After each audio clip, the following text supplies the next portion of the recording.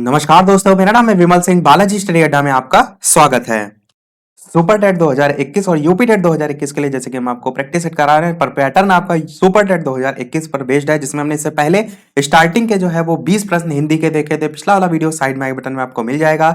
और set number 5 जो है हमारा ये चल रहा है। आज हम देखेंगे हमारे 10 प्रश्न, सबसे पहले संस्कृत के, फिर 10 प्रश्न हम देखेंगे हमारे जो इंग्लिश पोर्शन है उसके, और लास्ट में 10 प्रश्न हम देखेंगे साइंस के। तो चलिए शुरू करते हैं प्रश्न नंबर 21 से। प्रश्न आपका कह रहा है कि नैवा कृति फलंति नैव कुलम न शीलम विद्यापि नैव न चा यत्न कृतापि सेवा। तो इसमें पूछा गया है कि अस्मिन श्लोकांश, यानी इस श्लोक में यत्न कृता को अर्थ है, यत्न कृता का क्या अर्थ है। इसके लिए आपको क्या पता होना चाहिए, इसके लिए इसका अर्थ आपको पता होना चाहिए। इसका अर्थ होता है कि मनुष्य का ना तो सुंदर रूप फल देता है, और ना कुलीनता, ना सदाचरण, ना विद्या, और ना यत्न पूर्वक की गई सेवा फल देती है। ये आपका यहां तक का है, यत्न कृता अपि सेवा लिखा है, तो इतनी लाइन तक का आपका इतना अर्थ है। इसके बाद की भी 2 लाइनें होती हैं जो कि इस श्लोक के अर्थ को कंप्लीट करती हैं, और वो अर्थ मैं डायरेक्ट आपको बता देता हूं कि प्रत्युत पूर्व जन्म में सच्चित जो पुण्य द्वारा बना हुआ पुरुष का भाग्य है, वही वृक्षों के समान समय भर फल देता है। तो आपको दूसरी लाइन से 2 मतलब नहीं है, आपको बताना है यहां पर यत्न कृता का क्या अर्थ होगा। परिश्रम से की गई होगा, करने वाला यत्न होगा, प्रयत्न के साथ होगा, या सभी होगा। तो ऑप्शन एबीसीडी में से कौन सा सही होगा। बात करते हैं आंसर की। तो आंसर की बात करते हैं, आपका पहला ऑप्शन परिश्रम से की गई जो है बिल्कुल सही हो जाएगा। यत्नाकृता जो है इसका अर्थ है। अगला प्रश्न देखते हैं 22 प्रश्न कह रहा है कि दुहितु पद में विभक्ति और वचन जो है आपको बताना है। 4 ऑप्शन है, प्रथमा बहुवचन, तृतीया एक वचन, या फिर पंचमी एक वचन, या फिर षष्ठी बहुवचन। तो बताना है आपको ऑप्शन एबीसीडी में से कौन सा जो है यहाँ पर सही होगा। दुहितु जो पद है उसमें विभक्ति और वचन। तो सबसे पहले आपको ये पता होना चाहिए कि जो दुहिता है ये आता किसमें है। तो दुहिता जो है आपका अर्थ तो देखिए बेटी अब के संदर्भ में होता है। ऋकारांत स्त्रीलिंग जो है संज्ञा शब्द है आपका, इसमें किस प्रकार से रूप चलते हैं। तो दुहिता दुहितरम आपका एक वचन का मैं बता रहा हूं आपको, याद करने का जो तरीका होता है वो इस टाइप से, एक वचन, फिर द्विवचन, बहुवचन। तो इस सीरियल से मैं बता रहा हूं कि प्रथमा विभक्ति में आपका दुहिता होता है, द्वितीय विभक्ति में दुहितरम होता है, तृतीया में आपका दुहित्रा होता है, चतुर्थी में आपका दुहित्रे होता है, और पंचमी एक वचन में आपका दुहितु होता है। और यही आपसे यहाँ पर पूछा गया है, तो सी वाला ऑप्शन पंचमी एक वचन आपका बिल्कुल सही हो जाएगा। और जिन्होंने ऐसे याद कर रखा है एक वचन, द्विवचन, बहुवचन, तो दुहिता, दुहित्रो, दुहितराहा इस टाइप से, फिर दुहित्रम, दुहित्रो, दुहितु, नहीं दुहित्र इस टाइप से, फिर दुहित्रा, दुहित्रभ्याम, फिर दुहित्र भी इस टाइप से, मतलब इसी प्रकार से जो है वो आपके इसके रूप चलते हैं। ये आपके शब्द रूप होते हैं। 23 प्रश्न कह रहा है कि अर्थो ही कन्या परकीय एवं सूक्ति जो है ये किस रचना की है। रघुवंशम की है, अभिज्ञान शाकुंतलम की है, मुद्रा राक्षसम की है, या नैषधीय चरितम की है। तो 4 ऑप्शन है, बताना है आपको कौन सा जो है वो सही होगा। ऑप्शन एबीसीडी में से बात करते हैं आंसर की। तो आंसर की बात करते हैं, आपका आंसर जो है बी वाला अभिज्ञान शाकुंतलम जो है वो बिल्कुल सही हो जाएगा। अर्थो ही कन्या परकीय एवं, ये आपका जो है प्रश्न पूछा गया था। अगला प्रश्न देखते हैं 24 कि महोदया में संधि विच्छेद क्या होगा, ये आपको बताना है। 4 ऑप्शन है, महा प्लस उदया होगा, महो प्लस दया होगा, मह प्लस उदय होगा, या फिर महोद प्लस यह होगा। इस प्रकार से पूछा गया है, 4 ऑप्शन में कौन सा सही होगा। और ये जो पहला 23 वाला प्रश्न पूछा गया था ना, इसका अर्थ भी पूछा जाता है। तो कन्या वस्तुतः पराई वस्तु है, ये आपका होता है। तो चलिए बात करते हैं ऑप्शन नंबर 24 प्रश्न का कौन सा जो है वो सही होगा। तो आंसर की बात करते हैं, तो आपका ऑप्शन पहला वाला ही महा प्लस उदया जो है संधि विच्छेद होगा महोदया का। और यहाँ पर किस प्रकार से आपका संधि विच्छेद का नियम के तौर पर आएगा। तो महा में देखिए आ रहा है, बड़ा आ रहा है, बिल्कुल आ रहा है, और प्लस आपका उदया में छोटा उ आ रहा है, तो उ आ रहा है, और ये दोनों मिलकर क्या बना रहे हैं, आ और उ, तो आपका ओ बना रहे हैं ना महोदया। तो ओ देखिए आ रहा है, तो यहाँ पर आपका क्या बन रहा है, ओ बन रहा है। ये रूल किस में होता है, तो ये आपका गुण संधि में जो है वो होता है। कभी कभार क्या होता है ना, संधि भी पूछ ली जाती है, तो ये भी आपको साथ में पता होना चाहिए। अगला प्रश्न देखते हैं आपका 25 कि वृश्चिक का अर्थ जो है वो क्या होगा। वृश्चिकाहा लिखा है ना, विसर्ग भी लगा है, तो बैल होगा, बाघ होगा, बिच्छू होगा या फिर बंदर होगा। इस प्रकार से 4 ऑप्शन है, बताना है आपको कि वृश्चिकाहा का क्या अर्थ जो है वो होता है। और वृश्चिक जो राशि होती है ना, उस पर भी आप देखते हैं यही चिन्ह बना होता है, तो वहां से भी आप इसको याद रख सकते हैं। तो चलिए बात करते हैं आंसर की। तो आपका ऑप्शन सी वाला यहाँ पर बिच्छू जो है वो सही हो जाएगा। वृश्चिक जो है इसका अर्थ, तो बिच्छू जो है वो हो जाएगा। अगला प्रश्न मैंने पूछा था पिछले वाले वीडियो में और कहा था अगले वाले वीडियो में हम देंगे इसका आंसर। प्रश्न था 26 की संस्कृत में कितने कारक होते हैं, 6, 7, 8 या 5, और आपको बताना था वीडियो के मेन कमेंट में टाइप करके। तो लगभग लगभग सभी ने सही आंसर दिया था, कुछ लोगों ने केवल 8 बताया था, बाकी सबने 6 जो है वो बताया था। और बिल्कुल आपका ऑप्शन ए वाला सही हो जाएगा। संस्कृत में कितने कारक होते हैं, तो 6 कारक होते हैं। मैं नाम भी बता देता हूँ जो मुझे सामने दिख रहे थे कल वाले कमेंट में। तो आशीष कुमार जो है उन्होंने कहा था संस्कृत में 6 कारक होते हैं, और प्रिया रॉय जो है उन्होंने कहा था संस्कृत जो है उसमें 6 कारक होते हैं। संबंध और संबोधन कारक जो है संस्कृत में नहीं माने जाते हैं। इसके अलावा जो है दिव्या चौधरी जो है उन्होंने भी कहा था कि 6 कारक होते हैं। त्रिवेंद्र प्रताप जो है उन्होंने भी 6 कारक हैं। तो ये कुछ नाम है जो मुझे देखने को मिले। आप लोग भी जो भी कमेंट में प्रश्न पूछा जाए, आप लोग सभी लोग कमेंट में आंसर टाइप करके बताया करिए। 27 प्रश्न देखते हैं कि गच्छेत क्रियापद में लकार कौन सा है। लिट लकार है, विदलिंग लकार है, लट लकार है या लोट लकार है। और वीडियो पसंद आ रहा हो तो सभी लोग वीडियो को लाइक भी अवश्य कर दीजिएगा, ताकि इसी प्रकार अच्छे अच्छे प्रश्न हम आपको आगे भी प्रैक्टिस जो है वो कराते रहें। तो चलिए बात करते हैं फिर आंसर की, कौन सा जो है वो सही होगा। गच्छेत क्रियापद में जो लकार होगा वो होगा आपका बी वाला विधिलिंग लकार। विधिलिंग में किस प्रकार से आपके चलते हैं धातु रूप में, तो गच्छेत, गच्छेताम, गच्छेयु, फिर गच्छे, गच्छेतम, गच्छेत, फिर गच्छेयम, गच्छेव, गच्छेम। ये आपका विधिलिंग में जो है वो चलते हैं। इसी प्रकार आपसे यहाँ पर अन्य ऑप्शन भी दे रखे हैं ना, जैसे लेट लकार, तो इसमें किस प्रकार से चलते हैं, तो लेट में गमिष्यति, गमिष्यता, गमिष्यन्ति, गमिष्यसि, गमिष्यताः, गमिष्यत, गमिष्यामि, गमिष्यावः, गमिष्यामा, इस टाइप से चलते हैं। लट लकार दे रखा है सी ऑप्शन में, तो इसमें तो गच्छति, गच्छता, गच्छन्ति, गच्छसि, गच्छता, गच्छत, गच्छामि, गच्छावा, गच्छामा, इस प्रकार से चलते हैं। लोट लकार भी आपका दे रखा है, तो इसमें आपका गच्छतु, गच्छताम, गच्छन्तु, गच्छ, गच्छतम, गच्छत, गच्छानि, गच्छाव, गच्छाम, इस टाइप से चलते हैं। सभी आपको याद होने चाहिए। एक इसमें क्या होता है ना, मेन आपको जैसे याद कर लिए उसके आधार पर आप और भी निकाल सकते हैं, तो वो आपको देखना होगा। 28 प्रश्न कह रहा है कि सह हस्तेन मिष्टान्नम वितरति, वाक्य में हस्तेन पद में कौन सी विभक्ति है। चतुर्थी है, पंचमी है, द्वितीया है या फिर तृतीया है। तो ऑप्शन ABCD में से बताना है आपको कौन सा सही होगा।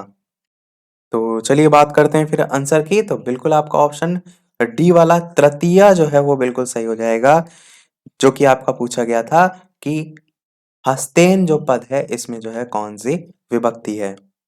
अब आपके मन में ये भी आया होगा कि कैसे होगी, क्योंकि ये जो हस्त आपका देख रहे हैं इसके भी आपके रूप चलते हैं शब्द रूप में, क्योंकि यहाँ पर तृतीया चतुर्थी लिखा ना, तो शब्द रूप चलते हैं, धातु रूप नहीं। तो इसमें किस टाइप से चलता है, जो प्रथमा होती है उसमें होता है हस्ताहा, फिर द्वितीय एक वचन की बात कर रहा हूं मैं, दूसरे वाले में होता है आपका हस्तम, तीसरे वाले में होता है हस्तेन, और इसी प्रकार आगे भी चलता रहता है। हस्ता, हस्तम, हस्तेन, हस्ताय, हस्तात, हस्तस्य, से हस्ते, हस्ताहा, इस टाइप से चलता है। तो तीसरे नंबर पर आपका आता है हस्तेन, इसीलिए यहाँ पर तृतीया जो है विभक्ति हुई है। साथ ही साथ ये वचन भी पूछा गया होता, तो यहाँ पर एक वचन जो है आपका होता है।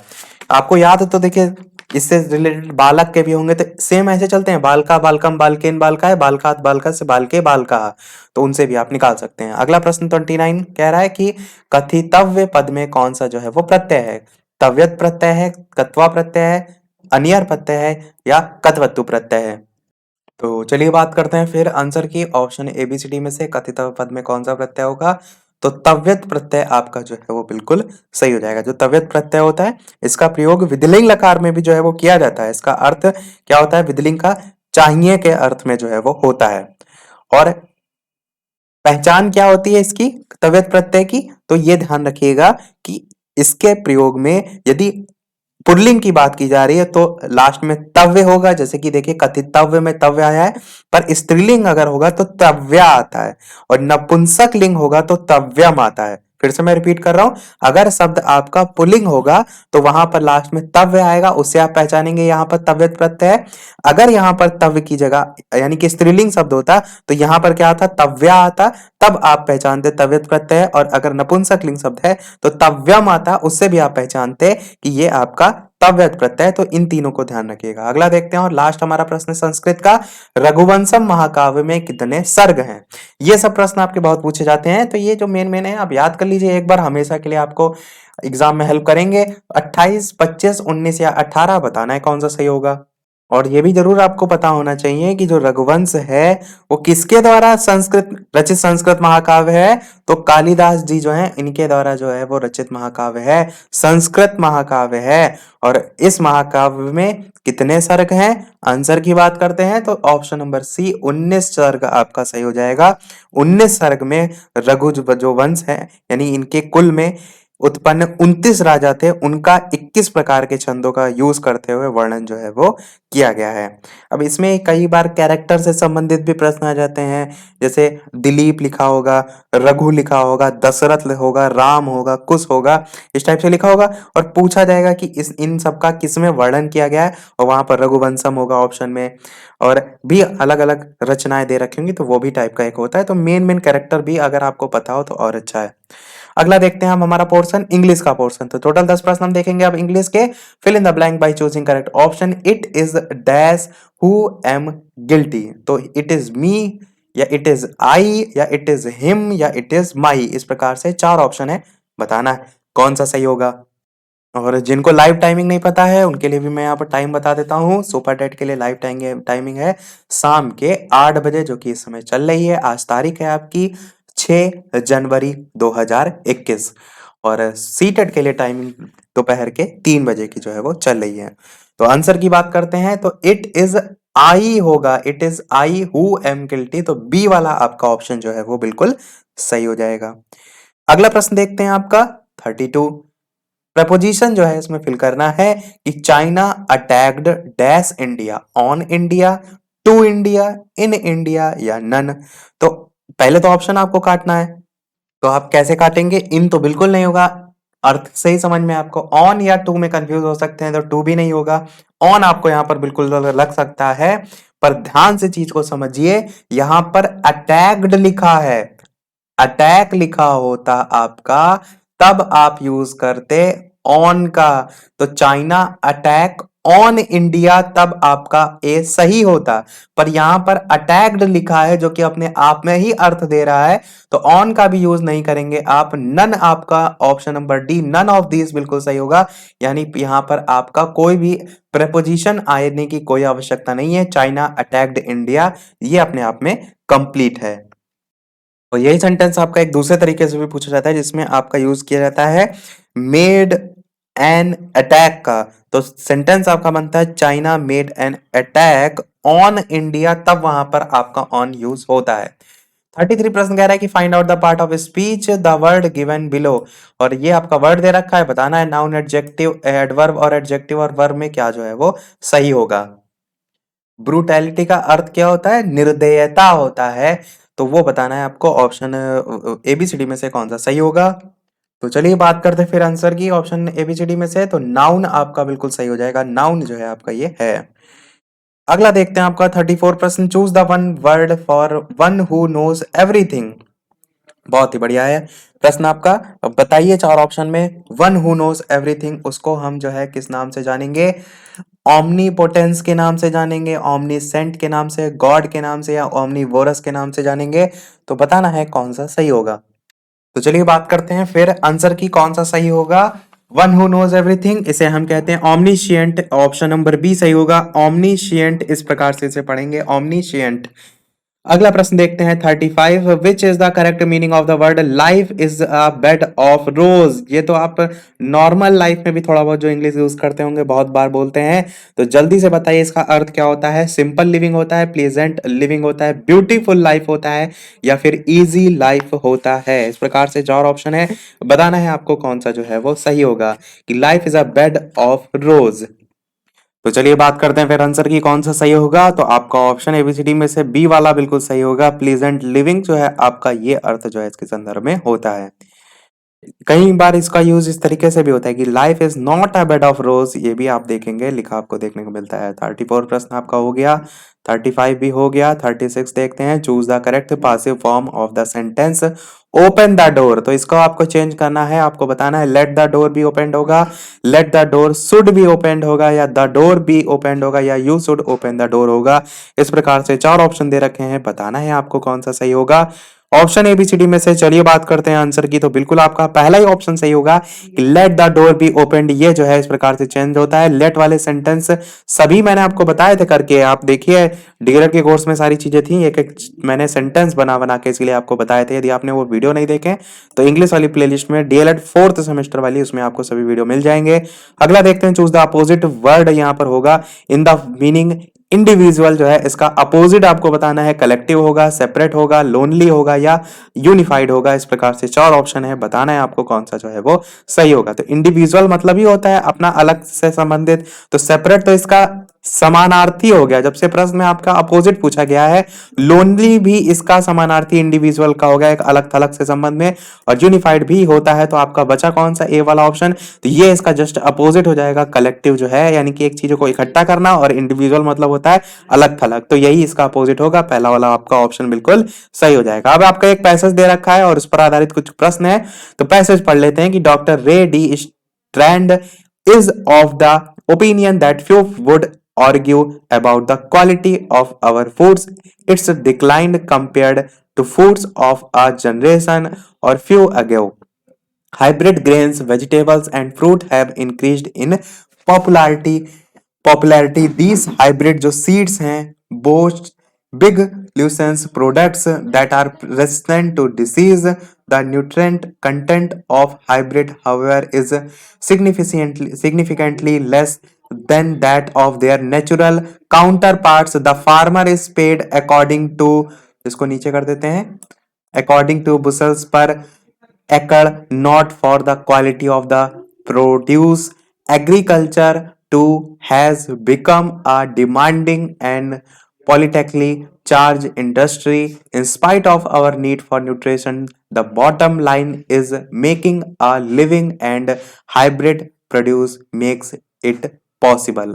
ये आपका पूरा पैराग्राफ है। इस पर 38 प्रश्न पूछा गया है कि hybrid products have now dash in popularity, decreased, Lancet, swelled, या इंक्रीज्ड। 4 ऑप्शन में बताना है आपको कौन सा जो है वो सही होगा। तो चलिए बात करते हैं आंसर की। तो पैराग्राफ के आधार पर डी वाला ऑप्शन इंक्रीज्ड जो है वो सही हो जाएगा। इंक्रीज्ड इन पॉपुलैरिटी जो है आपका बिल्कुल सही हो जाएगा। अगला प्रश्न आपका देखते हैं, the farmer is paid according to the dash of his produce. Quantity होगा, क्वालिटी होगा, डिमांड होगा, या फिर वाइड वैरायटी होगा। इस प्रकार से 4 ऑप्शन है, बताना है कौन सा जो है वो सही होगा।